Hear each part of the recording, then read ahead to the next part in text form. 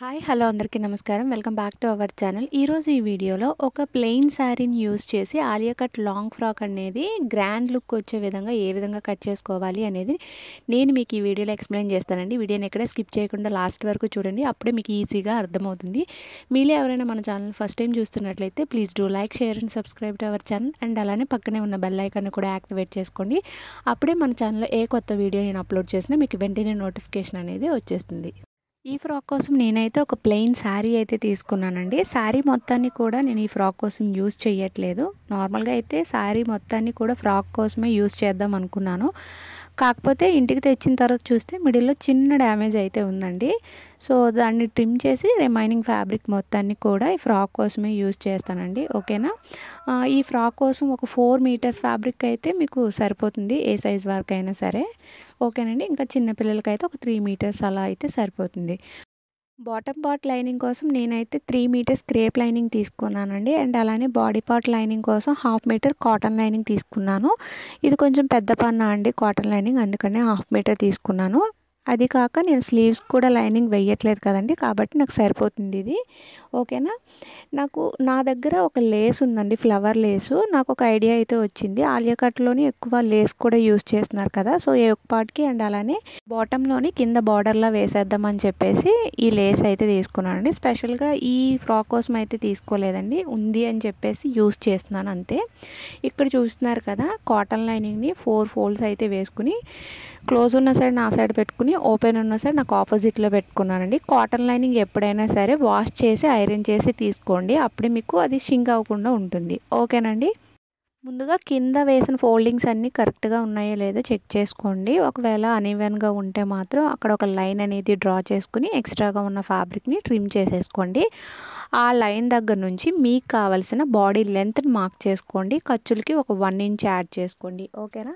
నాకు కావాల్సిన body length వచ్చేసి 13.5 ఇంచెస్ అండి. దానికి 1 ఇంచ్ ఎక్స్ట్రాగా యాడ్ చేసుకుని 14.5కి బాడీ యొక్క లెంత్ని మార్క్ చేస్తున్నాను. చూసారు కదా, అక్కడ ఒక లైన్ అనేది డ్రా చేసుకున్నాను.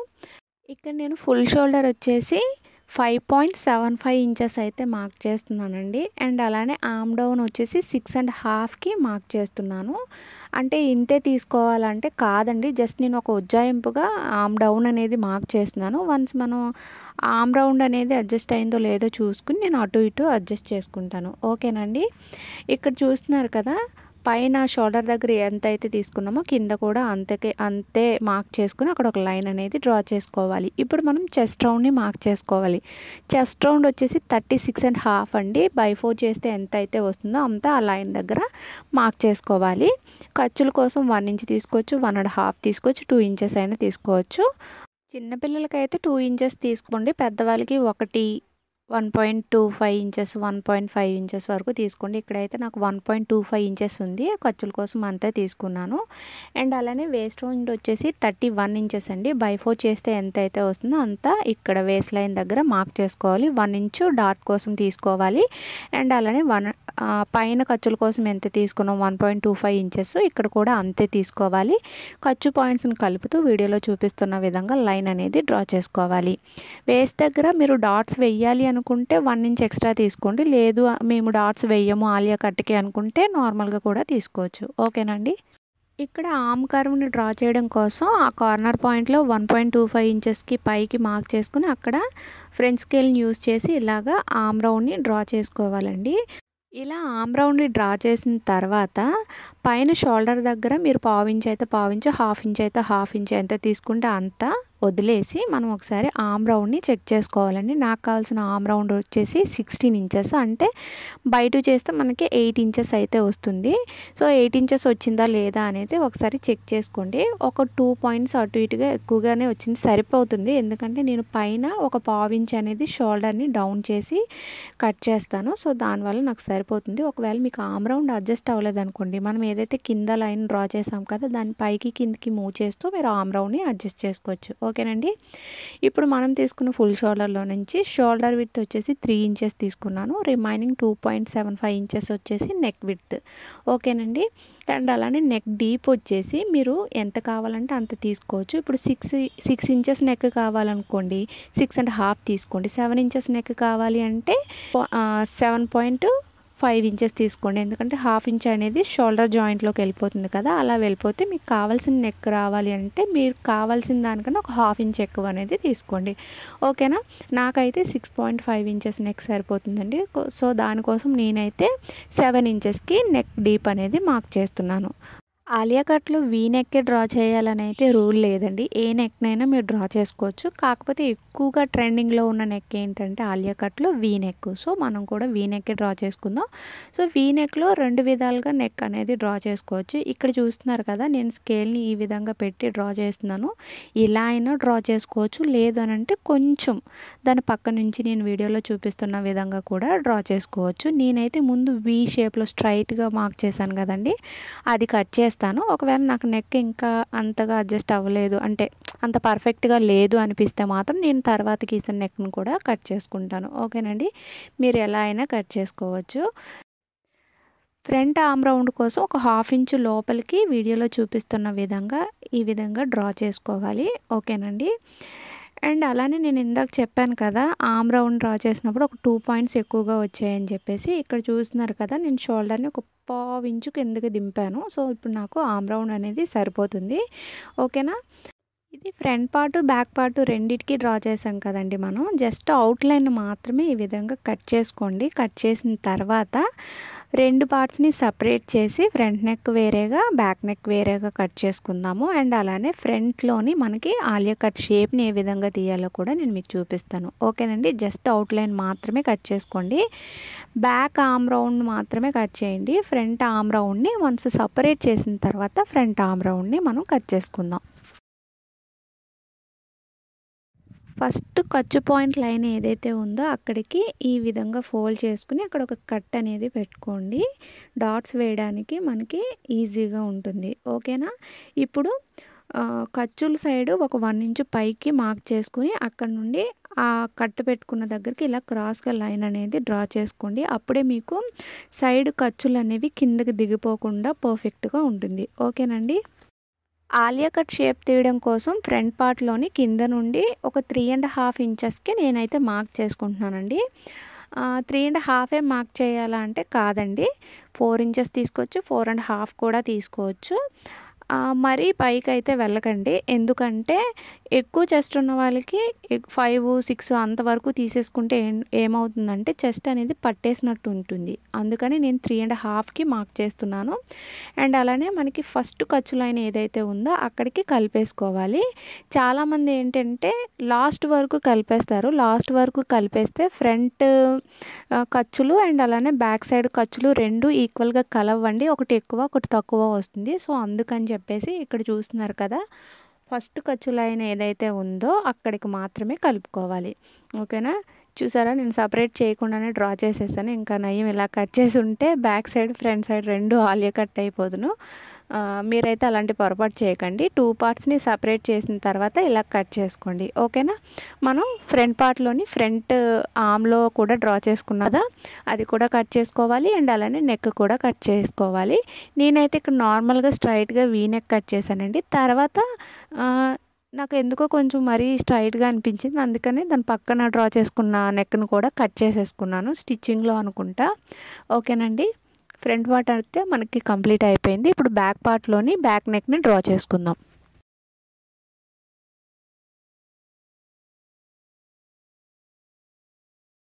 ఫ్రంట్ పార్ట్లోని బ్యాక్ పార్ట్లోని కామన్గా ఉండేది ఏంటంటే షోల్డరు నెక్ విడ్త్ అండి. షోల్డర్ 3 ఇంచెస్, నెక్ విడ్త్ వచ్చేసి 2.75 ఇంచెస్. అండ్ నెక్ డీప్ అనేది మీ ఇష్టం అండి, ఎంత కావాలి అనుకుంటే అంత తీసుకోవచ్చు.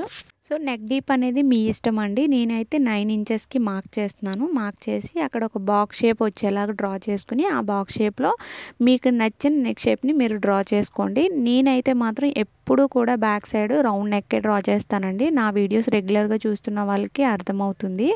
ఓకేనండి. ఇలా డ్రా చేసుకున్న తర్వాత దీన్ని కట్ చేసేసుకోండి. నేను ముందు చెప్పా కదా, ఫ్రంట్ సైడ్ ఆలియా కట్ చేసినప్పుడు సైడ్ ఖర్చులు కలవు లాస్ట్ వరకు కట్ చేసుకుంటే అని చెప్పేసి ఆ డిఫరెన్స్ ఎలా ఉంటుందో అనేది నేను మీకు ఇప్పుడు చూపిస్తానండి. ఓకేనా. ఇక్కడ చూస్తున్నారు కదా, బ్యాక్ సైడ్ నెక్ కూడా కట్ చేసేసాను. ఇప్పుడు ఫ్రంట్ పార్ట్ని బ్యాక్ పార్ట్ పైన పెట్టి చూపిస్తానండి మీకు. చూసారు కదా, ఖర్చు పాయింట్స్ అనేవి 2 కూడా ఈక్వల్‌గా కలిసాయి. ఒకవేళ మీరు లాస్ట్ ఖర్చు వరకు కలిపేసుకొని ఉంటే ఆ ఖర్చు, ఈ ఖర్చు అయితే అస్సలు కలవదండి. ఓకేనా? ఇప్పుడు బాటమ్‌ని ఏ విధంగా కట్ చేసుకోవాలో చూద్దాం. శారీలో చిన్న డ్యామేజ్ వచ్చిందని చెప్పా కదండీ! ఆ డ్యామేజ్‌ని ట్రిమ్ చేసేసి నేనైతే బాటమ్‌ని కట్ చేస్తాను. ఓకేనండి? మీకిక్కడ చూపిస్తాను. కాకపోతే అంత క్లియర్‌గా కనిపించకపోవచ్చు డ్యామేజ్ అనేది. కాకపోతే బయటైతే క్లియర్‌గా కనిపిస్తుందండి. హోల్ టైప్ అలా ఏం కాదు. ఒక లైన్ లాగా అయితే ఫార్మ్ అయింది. అది నాకు క్లియర్‌గా కనిపిస్తుంది బయట. అందుకని చెప్పేసి నేను దాన్ని ట్రిమ్ చేసేద్దాం అనుకుంటున్నాను. ఓకేనండి. ఆ ట్రిమ్ చేసిన క్లాత్‌లోనే బాడీ పార్ట్‌కి కట్ చేసేసుకుంటాను. అండ్ స్లీవ్స్‌కి కూడా కొంచెం పెద్దగానే ఉంది ఆ లైన్ అనేది. ఆ లైన్ వరకు అయితే కట్ చేసేస్తానండి. ఓకేనా? ఇక్కడ నేను మెజర్ చేస్తున్నానండి. ఎంతొచ్చింది ఫ్రంట్ పార్ట్‌కి, బ్యాక్ పార్ట్‌కి అనేది. 80 ఇంచెస్ బ్యాక్ పార్ట్ కోసం అండ్ అలానే 80 ఇంచెస్ ఫ్రంట్ పార్ట్ కోసం అయితే నేను ట్రిమ్ చేస్తున్నాను. ఓకేనండి. రిమైనింగ్ ఎన్ని ఇంచెస్ అయితే ఉంటుందో ఆ డ్యామేజ్‌ని తీసేసి బాడీ పార్ట్, స్లీవ్స్ అయితే అందులో కట్ చేస్తాను. ఓకేనండి. అర్థమైంది కదండీ! నేను శారీని డ్యామేజ్ ఉన్నంత వరకు ట్రిమ్ చేసేసి ఫ్రంట్ పార్ట్ బాటమ్ కోసం 80 ఇంచెస్ అండ్ అలానే బ్యాక్ పార్ట్ బాటమ్ కోసం 80 ఇంచెస్ అయితే యూజ్ చేస్తున్నానండి. మనం ఆల్రెడీ బాడీ పార్ట్ యొక్క లైనింగ్స్ కట్ చేసుకున్నాం కదండీ! నేను ట్రిమ్ చేసేసిన క్లాత్‌లో నుండి బాడీ పార్ట్స్ యొక్క మెయిన్ ఫ్యాబ్రిక్ కూడా కట్ చేసేసానండి. ఇప్పుడు మనం స్లీవ్స్‌ని కట్ చేసుకుందాం. స్లీవ్స్‌ని కట్ చేసిన తర్వాత బాటమ్‌ని ఏ విధంగా కట్ చేసుకోవాలో చూపిస్తాను. ఇక్కడ నేను ఒక సింగిల్ స్లీవే చూపిస్తున్నానండి. ఎందుకంటే ఇంకొక స్లీవ్ అనేది నేను షార్ట్‌లో అప్లోడ్ చేసేసాను. స్లీవ్‌ని ఏ విధంగా కట్ చేసుకోవాలి అండ్ అలానే స్మోక్ ప్యాటర్న్ అనేది ఏ విధంగా డ్రా చేసుకోవాలి అనేది నేను మీకు చూపిస్తానండి. సో, మెయిన్ ఫ్యాబ్రిక్‌ని 2 ఫోల్డ్స్ వేసుకొని క్లోజ్ ఉన్న సైడ్ మన సైడ్ పెట్టుకొని, ఓపెన్ ఉన్న సైడ్ మనకు ఆపోజిట్‌లో పెట్టుకోవాలి. నా స్లీవ్ లెంత్ వచ్చేసి 21 ఇంచెస్ అండి. Full sleeve length. సో, దానికి ఒక 1 ఇంచ్ ఖర్చులకి కలుపుకున్నాను. ఈ స్మోక్ డిజైన్ చేయాలి అని అంటే ఇంకా ఎక్స్ట్రాగా తీసుకోవాలి లెంత్.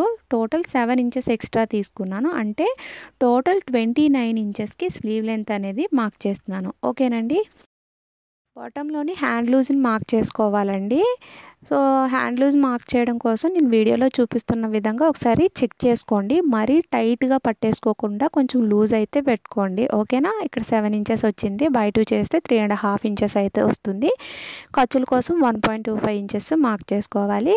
హ్యాండ్ డౌన్ వచ్చేసి 3½ ఇంచెస్ దగ్గర నేను మార్క్ చేస్తున్నానండి. అండ్ అలానే మనకి ఆర్మ్ రౌండ్ వచ్చేసి 16 ఇంచెస్ కదండీ! బై 2 చేస్తే 8 ఇంచెస్ వస్తుంది. హ్యాండ్‌కి టాప్ పాయింట్ నుండి ఇప్పుడు మనం హ్యాండ్ డౌన్ పాయింట్ ఎక్కడైతే మార్క్ చేసుకున్నామో అక్కడికి టేప్‌ని ఈ విధంగా క్రాస్‌గా పెట్టుకొని 8 ఇంచెస్ దగ్గర మార్క్ చేసుకోవాలి. అండ్ అలానే 1.25 ఇంచెస్ ఖర్చుల కోసం మార్క్ చేసుకోవాలి. ఖర్చు పాయింట్స్‌ని కలుపుతూ లైన్స్ అనేవి డ్రా చేసుకోవాలి. పైన టాప్ పాయింట్ దగ్గర నుంచి ఇక్కడ వీడియోలో చూపిస్తున్న విధంగా హ్యాండ్ యొక్క కర్వ్‌ని ఈ విధంగా తీసుకోవాలి. అండ్ అలానే ఒక 1/2 ఇంచ్ లోపలికి హ్యాండ్‌లో కూడా డ్రా చేసుకోవాలి. ఇది కొంచెం జరిగిపోతుందండి నేను డ్రా చేస్తుండేటప్పుడు. అందుకని హ్యాండ్‌ని మూవ్ చేస్తూ నేను జాగ్రత్తగా డ్రా చేసుకుంటున్నాను.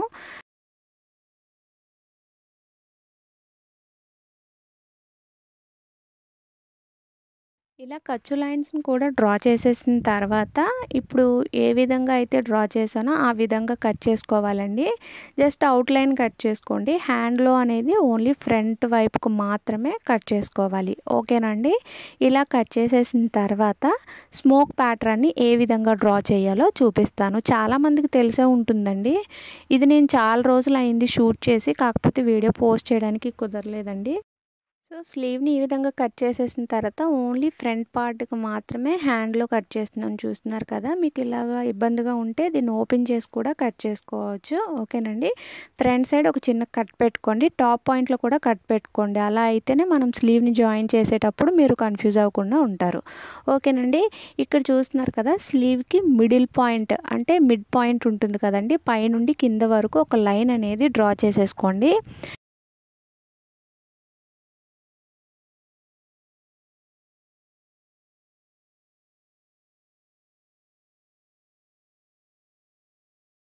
నేను మామూలుగా మార్కర్ పెట్టి మార్క్ చేస్తుంటే అటు ఇటు కదిలిపోతుందండి. అందుకని మిడిల్‌కి ఫోల్డ్ చేసి ఫస్ట్ ఐరన్ చేసేసాను. సో, అక్కడ ఒక లైన్ లాగా ఫామ్ అయింది కదా! దానిపైన ఈ విధంగా మార్క్ చేస్తున్నానండి. ఓకేనా. మిడిల్‌ని మార్క్ చేసాం కదండీ! ఆ మార్కింగ్‌కి అటువైపు ఒక 1 ఇంచు, ఇటువైపు ఒక 1 ఇంచు కూడా మార్క్ చేసుకొని మళ్ళీ పైనుండి కింద వరకు లైన్ అనేది డ్రా చేసేసుకోవాలండి. ఓకేనా. అంటే మనకి మొత్తం 3 లైన్స్ అనేవి కనిపిస్తూ ఉంటాయి. మిడిల్‌లో ఒక లైను, అటువైపు ఒక 1 ఇంచ్ లైను, ఇటువైపు ఒక 1 ఇంచ్ లైను పైనుంచి కింద వరకు మనం డ్రా చేసేసుకోవాలి. చాలా తంటాలు పడ్డానండి ఈ లైన్స్ గీయడానికి మాత్రం. ఇలా లైన్స్‌ని డ్రా చేసేసిన తర్వాత వీడియోలో చూపిస్తున్న విధంగా పైనుండి కింద వరకు కూడా 1 ఇంచ్, 1 ఇంచ్ మార్క్ చేసుకుని ఒక బాక్స్ షేప్‌లో డ్రా చేసుకోండి. వీడియోనైతే అబ్జర్వ్ చేయండి. ఎక్కడ స్కిప్ చేయకుండా చూడండి. మీకు ఈజీగా అర్థమైపోతుంది. నేను చెప్పనవసరం లేదు మీకు.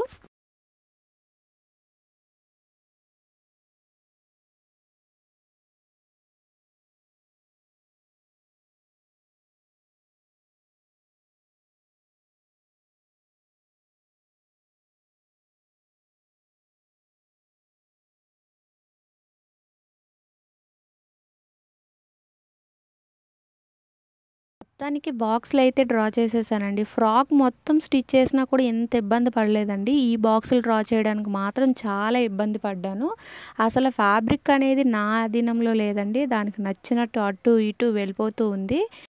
కింద ఒక 1 ఇంచు, పైన ఒక 1 ఇంచ్ అయితే వదిలేసేయాలండి. ఎందుకంటే పైన షోల్డర్ జాయింట్‌లోకి వెళ్తుంది. అండ్ అలానే కింద హ్యాండ్ ఫోల్డింగ్‌లోకి వెళ్తుంది కదా! సో, ఆ 1 ఇంచ్, 1 ఇంచ్ వదిలేసి ఇప్పుడు వీడియోలో చూపిస్తున్న విధంగా బాక్సుల్లోని ఇలాగ డ్రా చేసుకోవాలండి. వీడియోని అబ్జర్వ్ చేయండి. ఎక్కడ స్కిప్ చేయకండి. ఓకేనా. నేను ఎలా డ్రా చేస్తున్నానో చూస్తే మీకే అర్థమవుతుంది. ఓకేనండి. ఈ ఫ్రాక్‌కి నాకు స్లీవ్సే హైలైట్ అయినాయి అనిపించిందండి. చాలా అంటే చాలా మంచి లుక్ వచ్చింది ఫ్రాక్‌కి స్లీవ్స్ వల్ల. కాకపోతే దీన్ని డ్రా చేసేటప్పుడు నేనైతే మాత్రం చాలా విసిగిపోయానండి. ఫ్యాబ్రిక్ అనేది నేను డ్రా చేస్తుండేటప్పుడు అటు ఇటు వెళ్ళిపోతూనే ఉంది. ఫైనల్‌గా నేనైతే డ్రా చేసేసానండి. ఏదో సాధించిన ఫీలింగ్ అయితే వచ్చేసింది. ఈ స్లీవ్స్ ప్యాటర్న్ కంప్లీట్ అయ్యేసరికి. ఇలా డ్రా చేసేసుకున్నాము మనం. బాడీ పార్ట్స్ అయిపోయినాయి, స్లీవ్స్ అయిపోయినాయి. ఇప్పుడు బాటమ్‌ని ఏ విధంగా కట్ చేయాలో చూపిస్తానండి. బాటమ్ పార్ట్ అనేది అస్సలు మిస్ అవ్వకండి. నేను సింపుల్‌గానే చెప్పేస్తాను. బాటమ్ లెంత్ వచ్చేసి 39 ఇంచెస్ కావాలండి నాకు. దానికి 1 ఇంచ్ ఖర్చులతో కలుపుకొని 40 ఇంచెస్ నాకు కావాల్సిన బాటమ్ లెంత్. బాటమ్ లెంత్ అనేది ఎప్పుడు కూడా బ్యాక్ పార్ట్ బాటమ్ లెంత్‌నే మనం బేస్ చేసుకోవాలి. ఎందుకంటే ఫ్రంట్ పార్ట్‌లో మనం ఆలియా కట్ చేసాం కదండీ!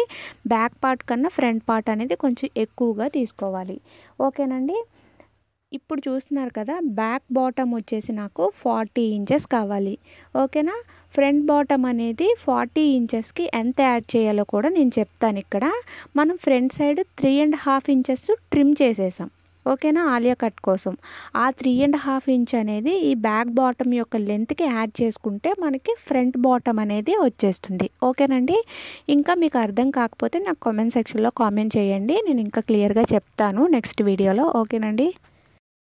ముందు ఫ్రంట్ బాటమ్ కట్ చేసేద్దామండి. తర్వాత బ్యాక్ బాటమ్‌ని కట్ చేసుకుందాం. ఇక్కడ చూస్తున్నారు కదా! నేను 2 ఫోల్డ్స్ అయితే వేసుకున్నాను ఫ్యాబ్రిక్‌ని. ఇదొచ్చేసి విడ్త్ వచ్చేసి 80 ఇంచెస్ ఉందండి. లెంత్ అనేది ఇప్పుడు నేను చెప్పాను కదా! 43½కి మనం కట్ చేసుకోవాలి. ఫ్రంట్ బాటమ్ అనేది. ఓకేనండి. క్లోజ్ ఉన్న సైడ్ నా సైడ్ ఉంది. ఓపెన్ ఉన్న సైడ్ నాకు ఆపోజిట్‌లో ఉంది. ఓకేనండి. లెంత్ కూడా 43½ ఇంచుమించు అలానే ఉందండి. సో, అందుకే నేను మొత్తం తీసేసుకున్నాను. ఇక్కడ చూస్తున్నారు కదా! నాకు ఆపోజిట్‌లో ఓపెన్స్ ఉన్నాయి. అటు సైడు మాత్రం మనం ఆలియా కట్‌లోని ఫ్రంట్ 3½ ఇంచెస్ ట్రిమ్ చేసుకున్నాం కదండీ! ఆ 3½ ఇంచెస్ ఇక్కడ ఈ విధంగా మార్క్ చేసుకోవాలి. వీడియోలో చూపిస్తున్న విధంగా ఓపెన్స్ వైపు మార్క్ చేసుకుని టాప్ పాయింట్‌కి కలిపేసుకోవాలి. కలిపేసుకుని ఇప్పుడు ఏ విధంగా అయితే మార్క్ చేసుకున్నామో ఆ మార్కింగ్ ప్రకారం కట్ చేసేసుకోవాలి. క్లోజ్ ఉన్న సైడు అలానే వదిలేసేయాలండి. ఓపెన్ ఉన్న సైడు మాత్రం 3½ ఇంచెస్ మాత్రం డౌన్ చేసుకుని టాప్ పాయింట్‌కి కలిపేసుకుని అలా కట్ చేసేసుకోవాలి. ఓకేనండి. ఇక్కడ చూస్తున్నారు కదా! వీడియోలో చూపిస్తున్న విధంగా ఈ విధంగా కట్ చేసేసుకోవాలి. ఇది వచ్చేసి మనకి ఫ్రంట్ బాటమ్ అండి. దీన్ని బేస్ చేసుకుని మనం బ్యాక్ బాటమ్ కూడా ఈజీగా కట్ చేసేయవచ్చు. అది ఎలా అనేది కూడా నేను మీకు చూపిస్తానండి. మనకి బ్యాక్ బాటమ్ అనేది 40 ఇంచెస్ లెంత్ కావాలి కదండి. ఆ లెంత్లో మీరు ట్రిమ్ చేసేసుకోవచ్చు. లేదు అని అంటే ఇంకా ఈజీగా చెప్పాలంటే మనకి ఫ్రంట్ బాటమ్కి ఖర్చుల సైడ్ ఎంతైతే ఉంటుందో బ్యాక్ బాటమ్ లెంత్ కూడా అంత తీసుకుంటే సరిపోతుంది. ఓకేనండి. ఇక్కడ చూస్తున్నారు కదా, నేను రెండు చూపిస్తున్నాను ఇక్కడ, ఫ్రంట్ బాటమ్ అండ్ అలానే బ్యాక్ బాటమ్ ఖర్చుల సైడ్ ఎంత ఉంది అనేది రెండు ఈక్వల్గా చేసుకుని కట్ చేసేసుకుంటే సరిపోతుంది. ఇది నాకు సిల్క్ ఫ్యాబ్రికే కాబట్టి నేను అక్కడ ఒక కట్ పెట్టి చించేసానండి. అలా అయితే ఈక్వల్గా వచ్చేస్తాయి. సిజర్తో కట్ చేస్తేనే ఇంకా అటు ఇటు వెళ్ళిపోతుంది. ఇలా చిన్న కట్ పెట్టుకుని చించేస్తే ఈక్వల్గా వచ్చేస్తుంది. ఓకేనండి. చూసారు కదా, ఫ్రంట్ బాటమ్ని యూస్ చేసుకుని బ్యాక్ బాటమ్ ఏ విధంగా కట్ చేసుకోవాలో. లేదు అని అంటే నేను ఆల్రెడీ ముందు మీకు చూపించాను ఫ్రంట్ బాటమ్ ఎంత కట్ చేసుకోవాలి, బ్యాక్ బాటమ్ ఎంత కట్ చేసుకోవాలి అనేది. దాన్ని బేస్ చేసి కూడా మీరు కట్ చేసేసుకోవచ్చు. లైనింగ్ ఫ్యాబ్రిక్ను కూడా సేమ్ ఇలానే కట్ చేసుకోవాలండి. కాకపోతే లైనింగ్ ఫ్యాబ్రిక్ని మెయిన్ ఫ్యాబ్రిక్ కన్నా ఒక 1 ఇంచ్ తక్కువగా కట్ చేసుకోండి అంతే. ఇక్కడ నేను మళ్ళీ అది కూడా చూపించట్లేదండి, వీడియో ఇప్పటికే చాలా లాంగ్ అయిపోయింది. ఓకేనా. ఇక్కడితో వీడియో అనేది ఎండ్ అయిపోయిందండి. వీడియో నచ్చితే లైక్ చేయండి. వీడియో ఇంకెవరికైనా యూజ్ అవుతుందంటే తప్పకుండా వీడియోని షేర్ చేయండి. ఇంకా ఈ వీడియోలో ఎటువంటి డౌట్ ఉన్నా కూడా నా కామెంట్ సెక్షన్లో కామెంట్ చేయండి. నా వీడియోస్ మీలో కొంతమందికైనా హెల్ప్ అవుతాయి అని చెప్పేసి నేను ఇంత క్లియర్గా ఎక్స్ప్లెయిన్ చేస్తున్నానండి. నిజంగానే నా వీడియోస్ మీలో కొంతమందికైనా యూజ్ అయితే మాత్రం నాకు ఒక చిన్న కామెంట్ అయితే చేయండి, మాకు హెల్ప్ అయ్యింది అని చెప్పేసి. నేను చాలా హ్యాపీగా ఫీల్ అవుతానండి. మన ఛానల్ని ఇలానే సపోర్ట్ చేస్తూ ఉండండి. మరిన్ని మంచి వీడియోస్ని నేను మీ ముందుకైతే తీసుకొస్తాను. Thanks for watching this video.